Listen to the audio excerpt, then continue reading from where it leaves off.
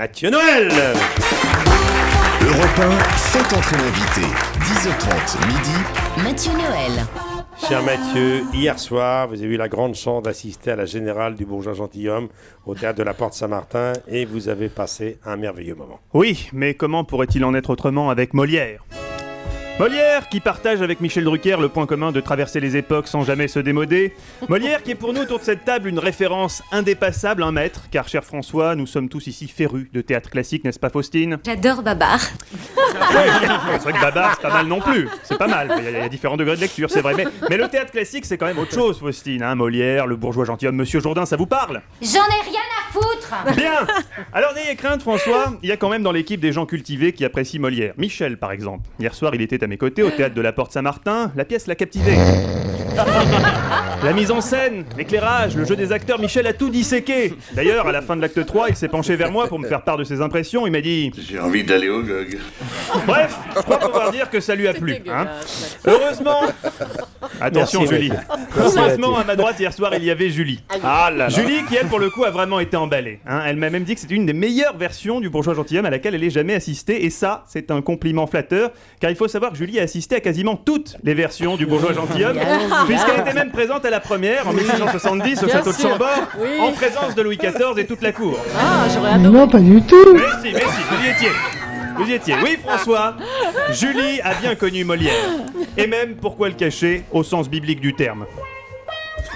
À l'époque, la psychiatrie n'était pas encore inventée, le mal dont souffrait Julie n'était pas encore répertorié sous le nom générique de nymphomanie. Néanmoins, à la cour, sa réputation sulfureuse était bien établie. Hein, il n'y a pas que les grands textes qui la font vibrer, murmurait-on perfidement dans les couloirs de Versailles. Or, c'est pourtant la passion des mots qui a réuni Molière et Julie. Un soir, après une représentation des femmes savantes, c'est une fiction, Faustine, Julie est allée exprimer son admiration à l'auteur. Je sens monter en moi un extraordinaire feu dévorant qui se propage dans mes veines et qui me fait brusquement désirer que tu t'approches de moi, que tu caresses mon corps brûlant et me fasses l'amour, dévaste-moi, prends-moi vite. Oui, alors ça, oui. Ceux qui ont eu la chance de se balader dans les allées du Grand Trianon durant l'été 1676 gardent un souvenir impérissable de Julie courant à moitié nue dans les bosquets feuillus de le nôtre en hurlant. Il m'a vu. Oui. Ah ben ça, Julie et Poquelin, c'est une des romances les plus torrides de l'Ancien Régime, Michel.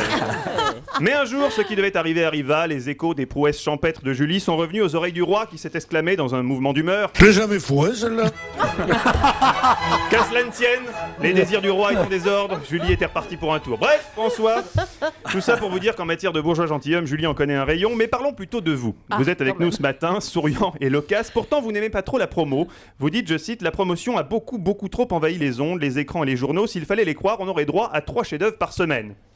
Qu'est-ce que c'est que ce cynisme, François Morel ? Que voulez-vous dire exactement par « aller croire, on aurait droit à 3 chefs-d'œuvre par semaine » ? Insinueriez-vous que la pièce de théâtre de Corinne Touzé, le DVD du spectacle de Philippe Candeloro et l'album Bossa Nova de Danny Briand ne sont pas des chefs-d'œuvre ? À voir que vous n'avez pas bien écouté l'album de Danny, et notamment ce titre engagé, c'est pas moi qui ai tiré la queue du chat. Attention, Qu'est-ce qu'ils ont les chats ? c'est ce que vous dites, François. Attention, je vous prie de ne pas dévaloriser les invités de génie que nous recevons tous les matins dans Faites entrer l'invité. C'est pas possible. Michel, réagissez, dites quelque chose. J'ai envie d'aller au GOG. Non, alors ne dites rien. Ne dites rien. Non, ça crève les yeux. François Morel est visiblement aigri. Et quand on se penche sur sa biographie, on comprend vite pourquoi. Des parents cheminots. Et donc, par définition, toujours en retard à la sortie de l'école. Suite à un incident voyageur, l'arrivée des parents du petit François, prévue à 16h30, est retardée de 40 minutes. 40 minutes. Pauvre gosse.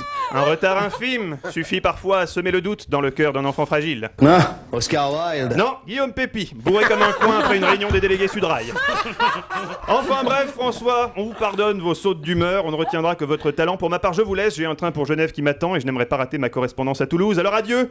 Je vous confie au bon soin de Julie, qui, j'en suis sûr, brûle d'envie de vous parler scénographie, gestuelle, dramaturgie. Tiens, je veux sentir sur ma peau le feu dévorant de la tienne. Oui, même si c'est vrai que ce qui l'intrigue le plus au théâtre, c'est les 3 coups. Bon courage, François. Mathieu Noël. Dites-moi Mathieu. On reçoit Philippe Mathieu. Candeloro demain, non ? Oui, on reçoit Philippe Candeloro. Et je serai pas là. J'ai bien entendu l'oreille. Dans le rôle du roi, j'ai cru connaître Pierre Bénichou, non ? Exactement. Oui, Le roi si, Bénichou. j'ai reconnu, oui. Le roi Bénichou.